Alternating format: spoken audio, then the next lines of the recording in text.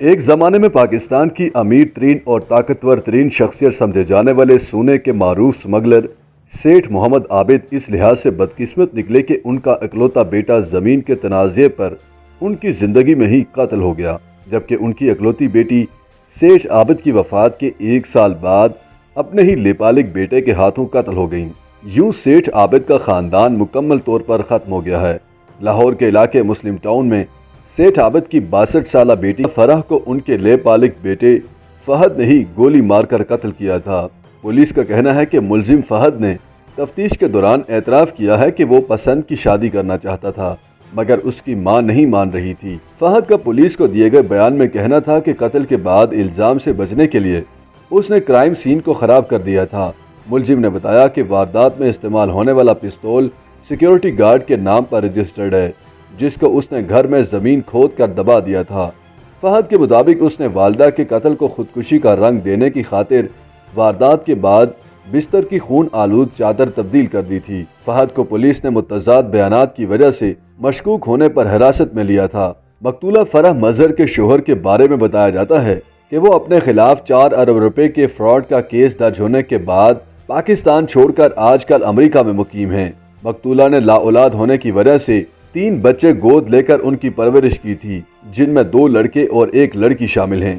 یاد رہے کہ اس سے پہلے سال 2006 میں سیٹھ عابد کے اکلوتے بیٹے حافظ ایاز کو ان کے اپنے ہی سیکیورٹی گارڈ نے پی آئی اے ہاؤسنگ سوسائٹی میں گولیاں مار کر قتل کر دیا تھا۔ کیس کے حوالے سے ایس پی اقبال ٹاؤن امارہ شیرازی نے بتایا کہ مقتولہ کے چھوٹے لیپالک بیٹے فہد نے ماں کے قتل کا اعتراف کر لیا ہے۔ ان کے مطابق ابتدائی تحقیقات میں یہ بات سامنے آئی کہ فہد نے شادی کے تنازع پر والدہ کو گولی مار کر قتل کیا۔ ان کا کہنا تھا کہ ملزم نے پہلے کہا کہ ان کی والدہ نے خودکشی کی ہے، لیکن پولیس نے جو شواہد اکٹھے کیے ان سے اندازہ ہوا کہ خاتون کو ایک کمرے میں قتل کیا گیا، جہاں فرنیچر کی توڑ پھوڑ کی گئی اور پستول غائب کر دیا گیا۔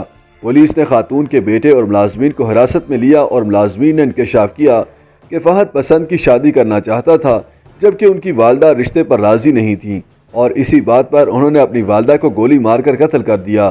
بعد میں قتل کو خودکشی کا رنگ دینے کی کوشش کی، جبکہ قتل کے بعد جائے وقوع کو بھی مسخ کرنے کی کوشش کی اور پستول فرش میں دبا دیا۔ فرح مظہر کی ایک قریبی جاننے والی خاتون نے بتایا کہ مقتولہ اپنے بچوں اور شوہر کی وجہ سے پریشان تھیں۔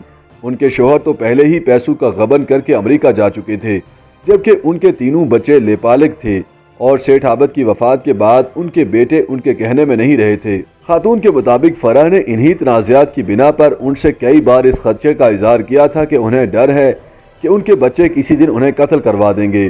پولیس کے مطابق خاتون کے شوہر پر بھی نیب میں 4 ارب روپے کے فراڈ کی انکوائری چل رہی ہے، جس وجہ سے وہ امریکہ جا چکے ہیں۔ یاد رہے کہ سیٹھ عابد ایک زمانے میں ملک کی امیر ترین کاروباری شخصیات میں سے ایک تھے، جو کچھ روز علیل رہنے کے بعد سال 2021 میں کراچی میں 85 برس کی عمر میں انتقال کر گئے تھے۔ سیٹھ عابد کے بارے میں زیادہ مصدقہ معلومات موجود نہیں۔